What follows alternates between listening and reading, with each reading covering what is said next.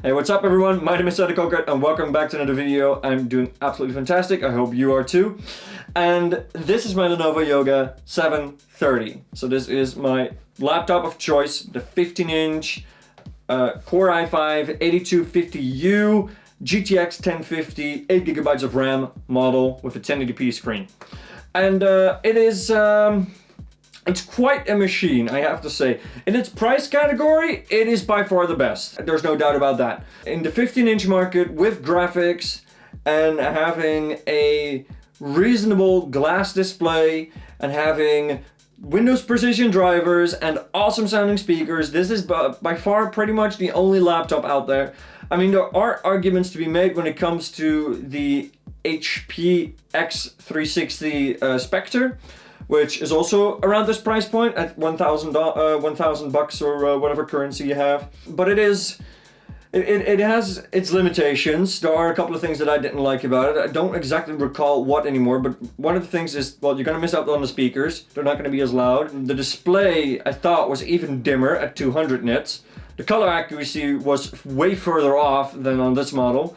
I mean, this thing has pretty reasonable sRGB values, terrible Adobe RGB values, but it still looks really crisp and very presentable. I mean, of course, I use a very colorful background here, but gloss displays look so good compared to matte displays. I mean, look at those colors.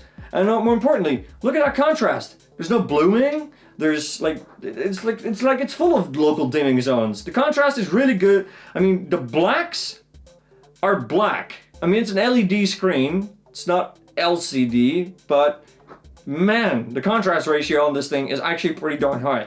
It is not an OLED, but it can definitely feel like one, as the blacks here are actually black. But anyhow, apart from contrast ratio and it being 1080p, which offers better battery life, I do like this display. When it comes to working inside, there is nothing like it, because it's like I said, it's gloss. It makes it look very crispy. It's very nice to look at. I mean, the display, I mean, my teacher for Dutch looks at my screen and goes like, what a nice display. It's pretty much because all of the people at my school use gaming laptops with matte displays and they never look as good.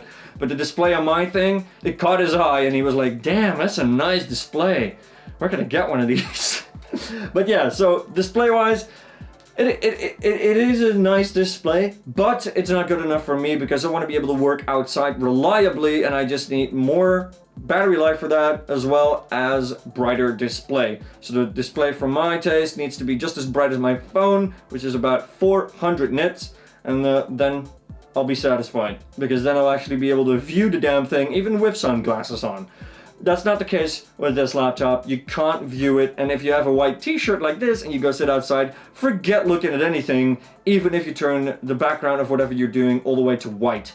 And yes, that's the only way you're going to see this thing when you're outside, is when the background is completely white, the text is pretty big and completely black. It's the only way you're ever going to read anything on it.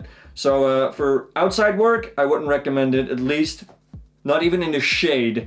If there is sun out at all, just don't bother. And when there is, you know, when you're in the evening, like past 9 o'clock or something, then it is viable. Then it actually works very well, and you can get to work for a pretty long time, as long as it, you know, stays warm in the area that you're in at those hours.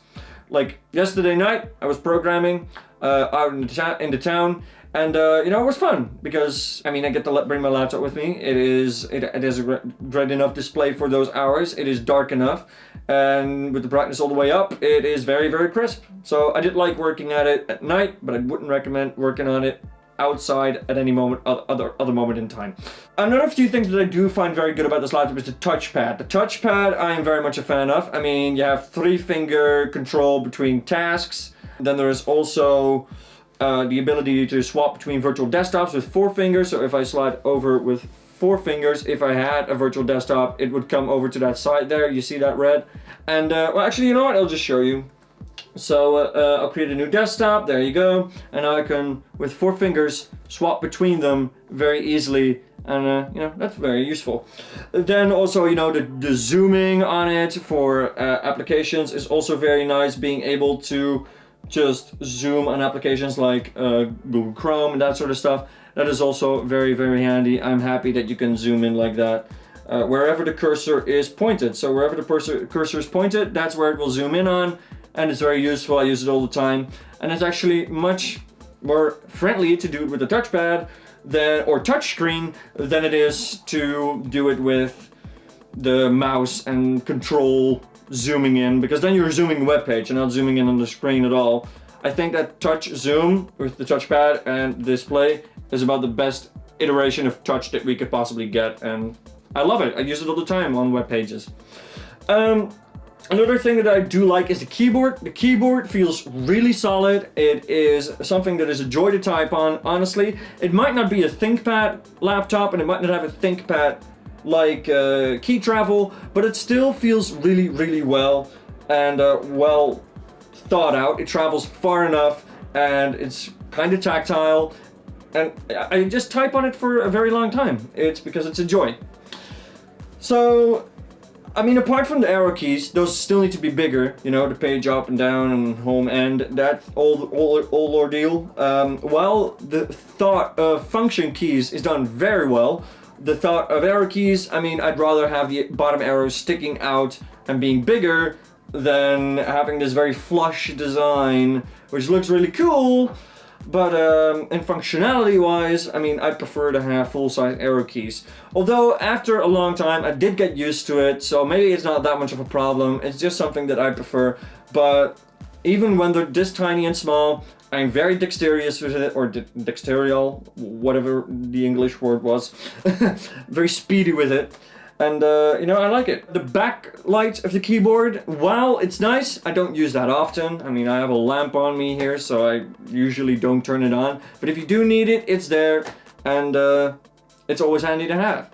Especially when it's white. I prefer white. I mean, RGBs is going to suck more power, so having a white backlight is always nice. Another thing that I like about this thing is the speakers. So the speakers on this thing, oh, you're never going to taste anything like it. There is no other laptop that has this kind of speaker quality out there, and that's just simply because of the Dolby Atmos that is on the bottom firing speakers. If you don't have Dolby Atmos turned on, do it now, because it is absolutely fantastic to hear these with them.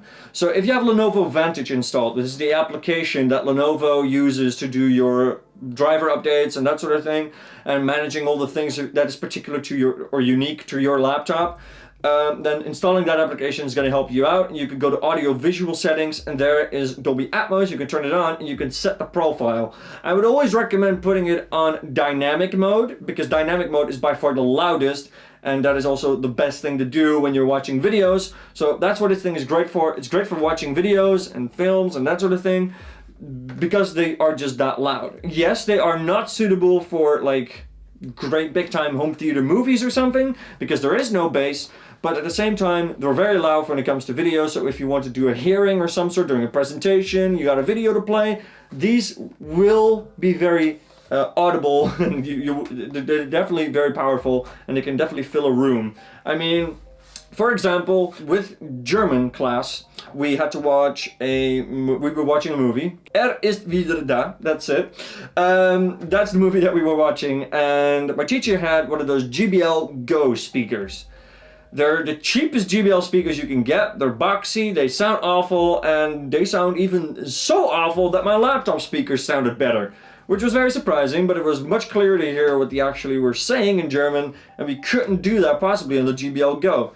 And that's when this thing came in very handy, because all I would do is just plop it like a tent.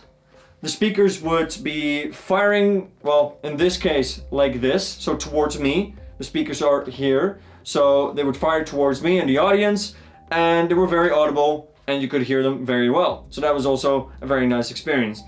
Another thing that I like is the ability to put it in tent mode. The amount of times that I now go to a restaurant or whatnot, and you know what, I'm eating there, and there's some Wi-Fi there, I just plop it into tent mode, I just plop it down like so, I have my dinner in front of me, and I eat. And it's because, you know, restaurants or cafes or whatnot usually have small tables, so you don't want to be in the way. Being able to put it in tent mode just reduces the size of your laptop dramatically, to the point that you can actually have it on you on the table. I mean, on this desk, for example, my desk, if I put it in laptop mode and I put it all the way to the back, I mean, I have just about enough space for a plate, for example. But on a restaurant table, you wouldn't have that.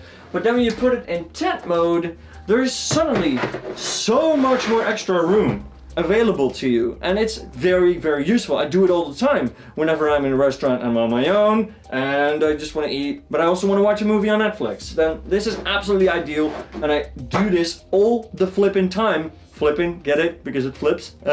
Nope. But it is a great experience. I do use it like a tablet very, very often. And not only that, but it is also nice to just be able to present something to someone. So when I'm like in an Excel document and I am holding it like this, I mean, it's very professional, but you could just easily show them this, and you could be like pinch in and out on the spreadsheet, show them what they need to see, and you don't have to carry it around like a bulky laptop all day with the possibility of it falling out. No, you could just do this, grab it by the top, and there you go. Or better yet, turn it all the way upside down, because then you can grab it by the bezel, and well, you also have some towards you firing speakers as well, and you know, the experience overall is very well thought out, and it feels very, very nice to handle the laptop like this. I do it all the time. Battery life in general,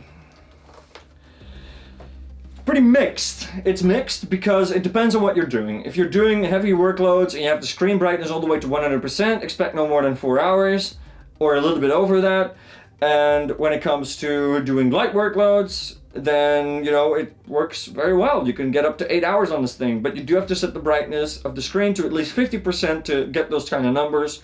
You could compromise for 6 hours by doing small workloads at a higher brightness, but it is something that you should have to mix and match. And there is actually a test that I did, which actually surprised me significantly, and that is that when you don't use this screen, so I usually, sometimes, I haven't done it much often, but what I would do when I would put like we're at the camping, and we have a TV there, but we don't have any internet. I mean, we don't have any acceptable internet. But we would download some movies onto the laptop to watch at the camping.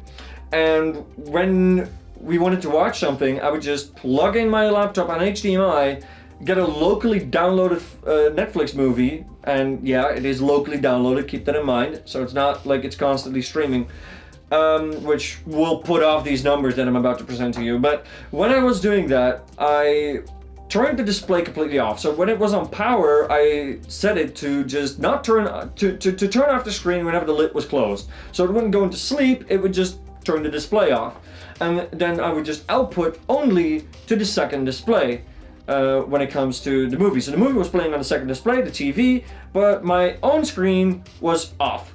And it turns out that doing that actually significantly improves battery life. Like, we're talking 5% per hour instead of, you know, 20% or so per hour. I mean, that's a huge change. So having the display completely off on this computer turns the battery life into something amazing. So if you do work at a workplace where you do have an external monitor that you can make use of, I mean, of course, it makes sense to bring a laptop and not use the screen, but if you can, that will dramatically increase battery life. And I'm actually not gonna be surprised if you can pull more than 12 hours or even a day out of it.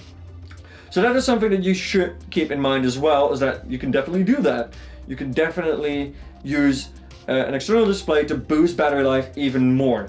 I mean, like, seriously, we were watching that movie and it was literally like 5% per hour of movie watching. And you know, that really surprised me and I was very happy with that. Now the hinge, also about this display and laptop, the hinge, it feels very solid. I like it a lot. It definitely keeps up the weight. It feels solid. There's no twitchiness. There's no like clipping or whatnot or whatever it is. It doesn't hurt at all. Like, the hinge is very solid. People were skeptical because there's a pin missing on the right hinge on the left side. There's a pin missing, people thought, but it's really just part of the design. People thought it was for the display cable, which doesn't make sense because it's on the left side of the laptop, not on the right side. But still the hinge feels very solid, and I twist it around all the time. People look at me like, Sander, you're going crazy twisting it all the time like this, but because it's so smooth of a hinge, I actually don't think that it's gonna break down anytime soon. I think it's very, very well oiled up, and it's gonna stay good for a very long time. And yeah, it's just really, really solid. I do love this hinge. It is very capable.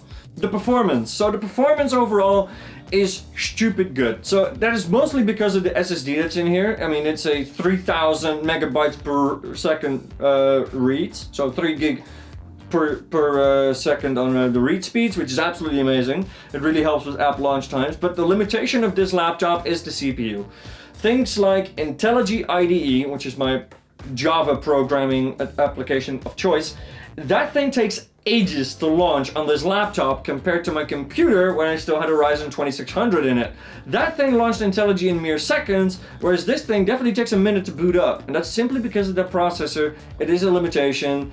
It is a good processor, don't get me wrong. I love this processor. It's the best that you can get in this price category, and for the workloads that I do, it's just that that particular application and a couple of others launch slightly slower because of the processor, because it doesn't have as many cores as, for example, that Ryzen did. Of course, that's a desktop CPU, but still application launch times shouldn't differ too much from CPU to CPU to SSD to SSD, because, well, even my PC had a SATA SSD and it still loaded the application faster than my NVMe SSD on this laptop. So yeah, the CPU can be a limitation to certain workloads, but I wouldn't really complain. I mean, this CPU is still very well capable at doing what it does. I never really max it out to 100% unless I'm rendering out a video, which, I mean, I don't do all too often, but when I do, you know, it's fine. And the performance of that as well is also very good. Export times are really good. It is faster than real time, and just overall performance is very snappy, you know, like I can multitask on this like crazy. If you haven't seen it already, there are a couple of streams that I did where I basically just took I was streaming, which takes a lot of horsepower on a laptop. I was streaming while doing Adobe After Effects and Premiere Pro and Adobe Audition all at the same time, and Photoshop. And it would handle it very well. Even with 8 gigabytes of RAM, I mean, I did cap out the RAM pretty soon at that point, but it was still able to run smoothly. I was still able to edit my After Effects clips very, very efficiently. And you know, that really surprised me on this laptop. Despite it not having as many cores, despite it not having that much power, I'm surprised by the power that you could pull out of this thing, simply because of the accelerated graphics that you get when you're doing things like rendering out stuff. It's super useful. Gaming performance? I haven't gamed on this thing in a while, mostly due to I had my PC back again and I'm back to being on the PlayStation. But gaming performance overall is really good for the price point that you get. I mean, I say for the price point. For the price point, you don't get enough. But it's a 1050, so don't expect too much. But it's a good thing that it's a 1050 because it saves up a lot of battery life. The graphics performance is still really good. Like I said, you could already do GTA 5 at the lowest possible settings at 60 frames per second, which, I mean, apart from textures, I mean, textures you can crank up all the way because only that only takes VRAM. But when it comes to just raw performance at getting those FPS numbers out, it is very usable. I played games like Path of Exile on it, which run very intensively on it. I've played Poker Night 2 on it. I've played, I don't recall playing Fortnite on it, but I know for a fact that it can run very well. Played some CSGO on it, that also works very, very well. You get over 100 frame rates over that. And there's some other games that I've been playing, like Plague Inc., which is more of a mobile type-esque game, but still, it all performs really well. I don't have any complaints when it comes to the frame rates, although I wouldn't recommend playing any AAA, like, high-value, like, games, like Battlefield 1, for example, or in this case, these days, Battlefield 5, although I still argue that most people are still playing Battlefield 1, but that game, wouldn't recommend playing it on this laptop. I wouldn't. The performance is not that good, but other games, you know, it's gonna be fine. It's gonna be fine. You can even play some of the old Assassin's Creed games, that works. but just not the new stuff. Be careful with that. So another thing that I have things about is the thermals. Thermals are really good, really good. Even when you're doing heavy loaded tasks, I mean, it gets around 80 degrees, which is hot, but it's not as hot as other laptops. It can go up to 90 if you're really pushing it, but it is really good thermal performance. And when you are doing light tasks and stuff, it works really, really well. Then it is, I mean, it's a little bit noisy for some people. I mean, I'm practically deaf. I mean, my ears are not that good as what they used to be. I mean, basically my Bose headphones, whenever I turn music on that thing, I can put it all the way to max volume without going deaf. Other people, well, their reaction goes something along the lines of, bah, get the hell that thing off of me. But in my case, the experience with the thermals is really good. I mean, it does get noisy for some people. It sounds like an airplane taking off, which personally I find very cool. But, you know, the thermal design is really good because it has two fans at the back that work, one for the GPU, one for the CPU, and they're doing excellent tasks. Although I have swapped out the thermal paste on this laptop, but it didn't make any difference. Keep that in mind. When I redid the thermal paste on this laptop, it didn't make any noticeable difference in my case. I was using MX4 thermal paste, but it really didn't change all that much about the thermals on this laptop. So I think the thermal paste on this thing is actually pretty darn well good. So another thing that I do like about this laptop is the I/O selection. So you do have two Type A ports. I wish there were three, but there are two. And then there's also an HDMI out port and a Thunderbolt port, which supports 2 lanes of PCI Express. So no external GPUs, unfortunately. One thing that is weird is still the power button on the side of the laptop. I mean, I haven't had too many issues with it, but there are certain situations where I will press that button and turn the laptop off accidentally. So you might want to change a couple settings when it comes to shutting the laptop down. Maybe you want to disable the power button completely in your Windows settings, which you can do, and make it only being able to shut down through the Windows, like sign out and sign off, that sort of ordeal. And on the opposite side, you got your power plug that supports fast charging, which actually is really good fast charging. If you put on rapid charge in Lenovo Vantage, you charge really fast. And then of course the other USB-A port and a headphone jack. And a stupid tiny reset button that you basically have to use a SIM card tool remover to, well, reset this laptop. But in case you need it, there it is. And yeah, but overall design of this laptop also looks really cool, you know. I mean, it's slim, it's slick, it's 2 kilos. It is not too heavy. One thing I'm not a fan of is the torque screws on the bottom. I mean, and they're really tiny as well, but yeah, the torque screws, I would prefer something more sturdy, maybe bigger screws, and maybe just Phillips head, because it makes it much more repairable.